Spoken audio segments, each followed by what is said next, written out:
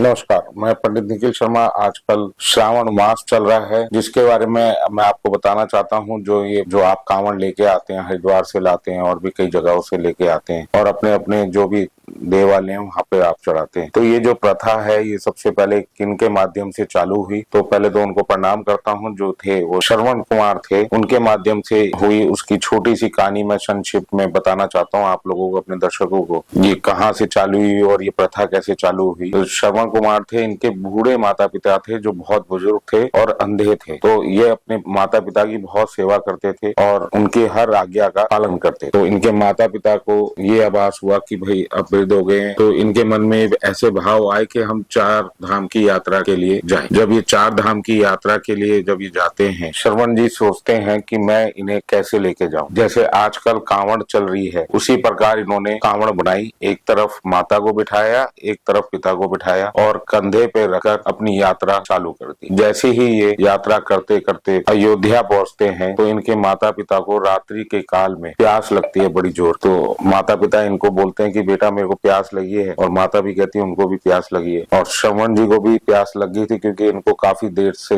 वो लेकर चल रहे। तो उनको साइड में बिठाकर जंगल के किनारे, नदी के किनारे थोड़ा सा दूर इनको बिठाकर वह जल के लिए जाते हैं और जल का पात अपना लेकर जाते हैं। उसी समय राजा दशरथ, जो राम के पिता थे, राजा दशरथ जंगल में जाते हैं शिकार खेलने। जो पहले बड़े बड़े राजा होते थे, पहले वह शिकार खेलने जाते। तो जैसे ही ये जल भरने जाते हैं पात्र में, तो आवाज आती है जल में से, गुड़ुक गुड़ुक। जैसे आप कोई बर्तन, कोई भी चीज आप भरेंगे या कोई बोतल जैसे गंगा जी में भरते हैं, तो आवाज आती है उसमें गुड़ुक गुड़ुक। तो ऐसे ही उसमें आवाज आने लगी और दशरथ जी वहाँ शिकार खेलने आए हुए थे और उन्होंने ये सोचा कि यहाँ पर कोई जानवर है, और उन्होंने तीर चला दिया, और जो कि उनकी जाके छाती में लगा श्रवण जी के सीधा। और वो जोर से चिल्लाने लगे और कराहने लगे दर्द के मारे। तो वहां पर जब वह आए और उन्होंने देखा ये सब दृश्य कि भाई मैंने तो शिकार खेलने के लिए तीर चलाया था और वो तीर जाके इनको लग गया, श्रवण कुमार को, और वो जाके हक्का बक्का रह गए उधर जाके। और श्रवण कुमार ने अपना परिचय दिया और ये कहा कि हे महाराज, मैं वैश्य वर्ण से हूँ, आपको पाप भी नहीं लगेगा क्योंकि मैं ब्राह्मण नहीं, और मेरे